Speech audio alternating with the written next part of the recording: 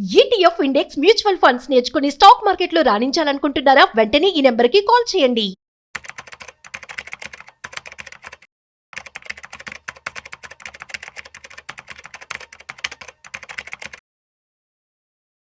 Hi hello నమస్తే, welcome to business bus with Rajeev possibility on Suman TV. So guys, ఇవాళ మనము mutual ఫండ్స్లో అసలు ఇన్వెస్ట్మెంట్ చేస్తే ఎలా రిటర్న్స్ వస్తాయి, సో ఎంత పర్సంటేజ్ రావడం జరుగుతుంది, కాంపౌండింగ్ ఎలా జరుగుతూ ఉంటుంది, అదేవిధంగా మ్యూచువల్ ఫండ్స్లో బల్క్ అమౌంట్ ఒకేసారి ఇన్వెస్ట్ చేయడం బెటరా, లేదు అంటే మంత్లీ కట్టుకోవడం బెటరా? సో ఈ విషయాలు మనతో చెప్పడానికి ఇవాళ మనతో సిఏ రవీంద్రబాబు గారు ఉన్నారు. సో వారి మాటల్లో అడిగి తెలుసుకుందాం. హాయ్ సార్, నమస్తే. నమస్తే అండి. యా, ఎలా ఉన్నారు? Good sir. Yeah, fine. So question విన్నారు కదా. సో చాలా మందికి ఉండే డౌట్ అనమాట. సో ఎక్కువ డబ్బులు ఉన్నాయి కాబట్టి ఒకేసారి ఇన్వెస్ట్ చేసేద్దామని చెప్పి అనుకుంటూ ఉంటారు. సో కొంతమంది లేని వాళ్ళు ఏంటంటే కొంచెం అంత డబ్బులు లేని వాళ్ళు సో మంత్లీ ఇన్వెస్ట్ చేయాలని చెప్పి అనుకుంటూ ఉంటారు. సో ఏది బెటర్ అంటారు మ్యూచువల్ ఫండ్స్ ఇన్వెస్ట్మెంట్ చేయాలి అంటే? సో మ్యూచువల్ ఫండ్స్లో ఇన్వెస్ట్మెంట్ చేయాలన్నప్పుడు కొంతమంది అడిగే డౌట్స్ ఏంటంటే, సార్ నాకు ఇయర్లీ ఒకసారి బోనస్ వచ్చింది, అంటే 1 month శాలరీ నాకు ఎక్స్ట్రా వచ్చింది, అంటే 1 lakh ఎక్స్ట్రా వచ్చింది, 1 lakh-ని నేను ఇయర్లీ ఒకసారి పెట్టడం బెస్ట్ అంటారా, లేదా మంత్లీ పెట్టమంటారా అడుగుతున్నారు. బట్ ఆల్వేస్ బెటర్ మంత్లీ పెట్టాలి. ఎందుకంటే మార్కెట్ ఎప్పుడు ఒకేలాగా ఉండదు. ఒకసారి మార్కెట్ పెరిగిద్ది, ఒకసారి మార్కెట్ తగ్గుద్ది. మీరు కొనేటప్పుడు మార్కెట్ అప్పులో ఉందనుకోండి, మీరు ఏదైతే 1 lakh పెడతాం బల్క్ అమౌంట్ పెడదాం అనుకుంటున్నారో, మార్కెట్ అప్పులో ఉంటే ఆ టైంకి మీకు వచ్చే ఎన్ఏవి యూనిట్స్ వస్తాయి. మన మ్యూచువల్ ఫండ్స్లో అందరూ తెలిసిన యూనిట్స్ వస్తాయి. షేర్ మార్కెట్లో ఏదైతే షేర్స్ వస్తాయో మ్యూచువల్ ఫండ్స్లో మనకేమైంది యూనిట్స్ వస్తాయి. అప్పుడు మీకు మార్కెట్ హైలో ఉందనుకోండి, మీకు ఆటోమేటిక్గా మీరు పెట్టిన అమౌంట్కి తక్కువ యూనిట్స్ వస్తాయి. అదే మీరు మంత్లీ పెడతా ఉంటే ఏదైనా రోజు మార్కెట్ పెరిగినా, ఒక యూనిట్ తక్కువ వచ్చినా, నెక్స్ట్ మంత్ మార్కెట్ పడిపోయినా ఆటోమేటిక్ మార్కెట్ ఎప్పుడు కూడా కరెక్షన్ లో ఉండిద్ది, పెరుగుతా ఉండిద్ది, తగ్గుతా ఉండిద్ది, స్ట్రైట్ అవుతా ఉండిద్ది. సో మార్కెట్ ఎప్పుడు అప్ అండ్ డౌన్ ఉండేది. కాబట్టి మీరు లాంగ్ టర్మ్ ఇన్వెస్టర్స్ కాబట్టి మీరు ఎవ్రీ మంత్ పెడతా ఉంటే ఒక మంత్ లో మీకు తక్కువ యూనిట్స్ అవ్వచ్చు, ఒక మంత్ లో ఎక్కువ యూనిట్స్ అవ్వదు. సో ఓవరాల్ గా మీరు అనుకున్న పీరియడ్ కి 10 years కో 15 years కో 20 years కో ఏమైందంటే అది వర్కౌట్ అవుద్ది. మీరు ఎప్పుడైతే మీరు ఒకేసారి 1 lakh అనో 2 lakhs అని బల్క్ లో పెడితే, మీరు పొరపాటున మీరు పెట్టే టైంకి మార్కెట్ హైలో ఉందనుకోండి, ఆటోమేటిక్ ఏమైంది మీకు తక్కువ యూనిట్స్ వస్తాయి. అలాగని మీకు మార్కెట్ డౌన్ లో ఉందనుకోండి, మీకే పెట్టదు డౌన్ లో ఉందిలే ఇంకేం పెడతాంలే, ఆ మోటివేషన్ రాసి పెట్టాలని. సో బల్క్ అమౌంట్ ఎప్పుడు కూడా మీరు పెట్టడం సజెస్టబుల్ కాదు.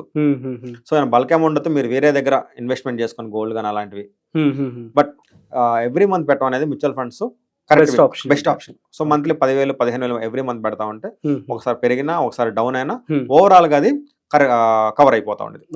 నెక్స్ట్ ఈ రిటర్న్ చూస్తే కాంపౌండింగ్ ఎఫెక్ట్, చాలా మిడిల్ క్లాస్ పీపుల్స్ ఈ రోజు మ్యూచువల్ ఫండ్స్ లో పెడుతున్నారు కానీ వాళ్ళ కాంపౌండ్ యొక్క గేమ్ అర్థం కావట్లేదు. ప్రతి ఒక్కళ్ళు మ్యూచువల్ ఫండ్ స్టార్ట్ చేస్తున్నారు, ఆడ చూస్తున్నారు, ఏడు చూస్తున్నారు, మ్యూచువల్ ఫండ్స్ బెస్ట్ అని డిసైడ్ అవుతున్నారు. కానీ ఒక 2 years లోపులోనే 50% ఇండియాలో రిజిస్టర్ అయిన వాళ్ళు 50% పీపుల్స్ విత్డ్రా చేసుకుంటున్నారు. సో దానివల్ల 2 years లో వాళ్ళకి పెద్ద రిటర్న్ రాదు, కాంపౌండింగ్ రిటర్న్ అక్కడ వాళ్ళు ఏమో చూడలేరు. సో బెటర్ ఎవరైనా సరే మ్యూచువల్ ఫండ్స్ లో పెట్టుకుందాం అంటే మినిమం 10 years ప్లాన్ చేసుకోండి. 10 years కన్నా బెస్ట్ 20. ఇంకా మీరు నాకు ఓపిక చేస్తున్నా అంటే 30 years దాకా మీరు మ్యూచువల్ ఫండ్స్ లో ప్లాన్ చేసుకుంటా ఉంటే ఆ కాంపౌండింగ్ ఎఫెక్ట్స్ చాలా ఎక్కువ ఉంటాయి. ఎలా అంటే సింపుల్ ఒక ఎగ్జాంపుల్ తీసుకుంటే, మీరు ఎగ్జాంపుల్ మంత్లీ 5,000 ఇన్వెస్ట్మెంట్ చేశారు అనుకోండి, ఓన్లీ 5,000 ఎక్స్ట్రా. కావాలంటే చాలా మంది ఎక్స్ట్రా చేసుకోవచ్చు, జస్ట్ నేను ఎగ్జాంపుల్ కోసం 5,000 చెప్తున్నాను. 5,000 చేస్తున్నారు, మ్యూచువల్ ఫండ్ రిటర్న్ 12% ఇచ్చింది అనుకుంటే, నెక్స్ట్ 10 years వాళ్ళు ఎగ్జాంపుల్ చేస్తుంటే 10 years లో వాళ్ళు ఎవ్రీ మంత్ 5,000 లెక్క ఇయర్లీ 60,000 ఇన్వెస్ట్మెంట్ చేస్తారు. 10 years లో 6 lakhs ఇన్వెస్ట్ చేస్తారు. ఫస్ట్ 10 years లో వాళ్ళకి 6 lakhs అసలు, రిటర్న్ వచ్చి 5.2 lakhs వచ్చింది. సో టోటల్ గా 11.2 lakhs, ఓన్లీ ఆల్మోస్ట్ డబుల్ అవుద్ది 10 years లో.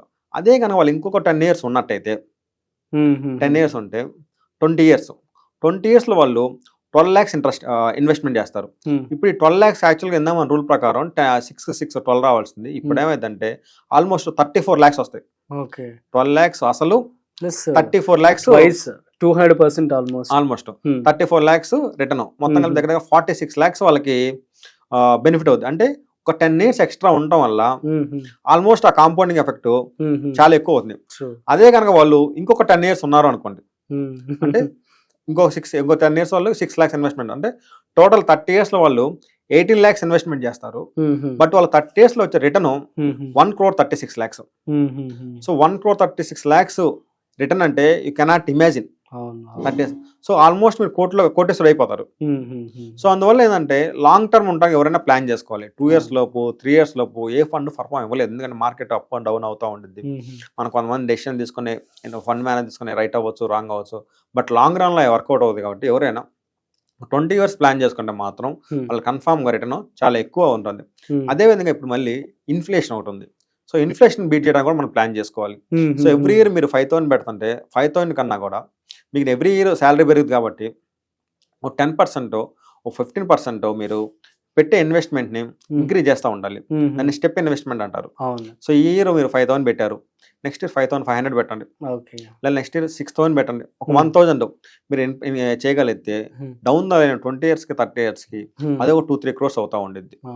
సో మ్యూచువల్ ఫండ్స్ ఎవరు పెట్టినా కానీ 2 years లో 3 years లో ఎవరైతే చేస్తున్నారో మీరు ఇఫ్ యూఆర్ నాట్ షూర్ కన్ఫామ్గా మీరు చేయగలుగుతామంటేనే మీరు లాంగ్ టర్మ్కి వెళ్ళండి తప్పితే షార్ట్ టర్మ్లో గేమ్ ఆడేలాగా వెంటనే వచ్చేటట్టయితే మ్యూచువల్ ఫండ్స్ మీకు సరైన ఆప్షన్ కాదు. సో ఆ విధంగా మీరు మ్యూచువల్ ఫండ్స్ ఎవరైనా ప్లాన్ చేసుకోవాలి. లంసమ్ మాత్రం not suggestible to go. Okay fine. So that's it. So thank you so much అండి.